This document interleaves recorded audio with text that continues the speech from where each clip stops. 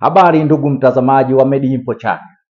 Mbele yako ni Emmanuel Arthur Mfundo, mfamasia tabibu.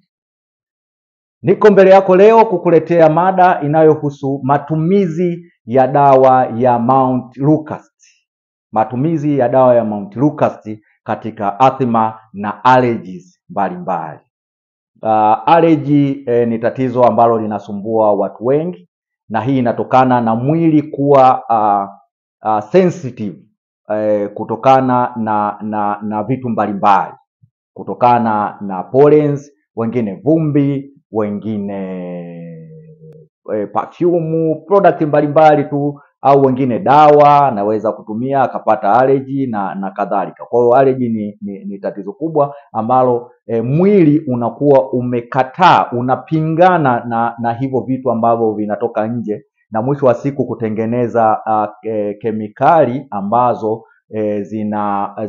zinakuwa zinaweza kuathiri utendaji kazi wa mwili, hasa pale mwili ambapo unatengeneza kemikali ambazo zinasababisha mfumo wa hewa kubana na mtu kushindwa kupumua. Ndio hiyo inakuja kama asthma, na wakati mwingine inakuja miwasho kwenye miili yetu, unawashwa sana, kwa hiyo imekuwa imeenda upande wa ngozi. Kwa mantiki hiyo basi, tukiangalia Mount Lukast ni dawa ambayo inatumika kwa ajili ya kutibu mzio au allergy, hasa hizo asthma au allergy za ngozi. Wakati mwingine mafua, anasema ile rhinitis, naweza ikatumika namna hiyo. Sasa dawa hii kitaalamu wanaita kama leukotriene receptor antagonist.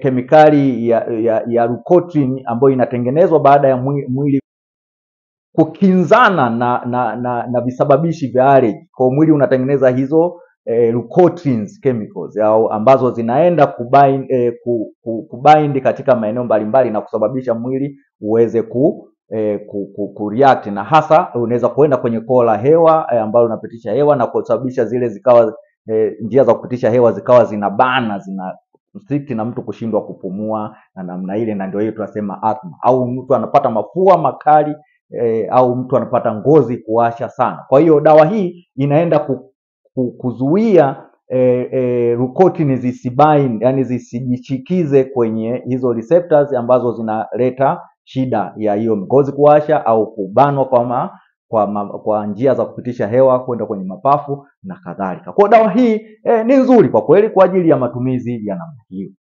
Matumizi ya dawa hii ya Mount Lukast yenyewe inatumika katika asthma, lakini inatumika katika allergic rhinitis kwa maana ya mafua makali, lakini pia inatumika katika mambo ya ngozi kwa maana ya urticaria and angioedema. Kwa hiyo tukianza na hili la asthma, dawa hii haitumiki katika ile tunasema mild to moderate asthma, na wala hata kwenye severe asthma, na wala kwenye life threatening asthma. Kwa Mount Lukast hatuwezi kuifikiria katika eneo hilo la asthma, lakini inatumika pale tu kwenye chronic asthma, ile asthma ambayo imeshikilia kwa muda mrefu. Na katika hilo sasa bado tu itatumika pale tu ambapo zile inhaled corticosteroid pamoja na long acting beta agonist zitashindwa kufanya kazi. Hapo ndipo tunaweza kuongeza Mount Lukast. Naomba nirudie sehemu hiyo. Mount Lukast itatumika pale tu ambapo inhaled corticosteroid pamoja na long acting beta agonist, hapo nazungumzia formoterol, nazungumzia salmeterol, hivyo zikishindwa kufanya kazi, ndipo tunaweza kuongeza Mount Lukast katika chronic asthma. Kwa hiyo kwenye hilo Mount Lukast haisimami peke yake kwamba yenyewe ndio mgonjwa aweze kunywa hiyo yenyewe peke yake kama Mount Lukast kwamba ndio dawa ya asthma. Hapana, ni lazima iwe na combination ya long acting beta agonist kwa maana ya formoterol pamoja na formoterol au salmeterol, lakini pia lazima combination hiyo kunakuwa na inhaled corticosteroid ambazo inaweza kuwa hizo fluticasone au budesonide na kadhalika. Kwa hizo ndio ambavyo unaweza ukamuongezea sasa na Mount Lucas aweze kutumia. Lakini kwenye masuala mazima ya urticaria na angioedema, ngozi kuwasha na nini hivyo, Mount Lucas itatumika pamoja na antihistamine hizo cetirizine, loratadine au na kadhalika. Lakini eneo jingine ambayo Mount Lucas inaweza kutumika tumesema ni kwenye allergic rhinitis, na ambapo pia itatumika kwa kuchanganya na hizo antihistamine kama loratadine au desloratadine au cetirizine pamoja na Mount Lucas. Kwa hiyo haisimami yenyewe kama yenyewe. Kingine, dawa hii imeonyesha kuwa na madhara.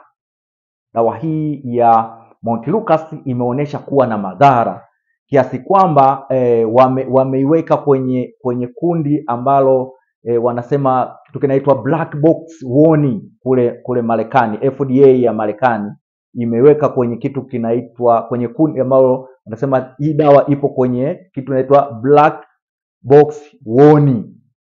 Yani zile dawa ambazo zinakuwa na serious risk, zina vihatarishi vya hali ya juu, ipo pale. Lakini tatizo lake kubwa hasa kwa nini imewekwa kwenye kundi hilo ni kwa sababu ya kusababisha kitu kinaitwa neuropsychiatric problems, matatizo ya mfumo wa fahamu yanayopelekea kwenye matatizo ya afya ya akili.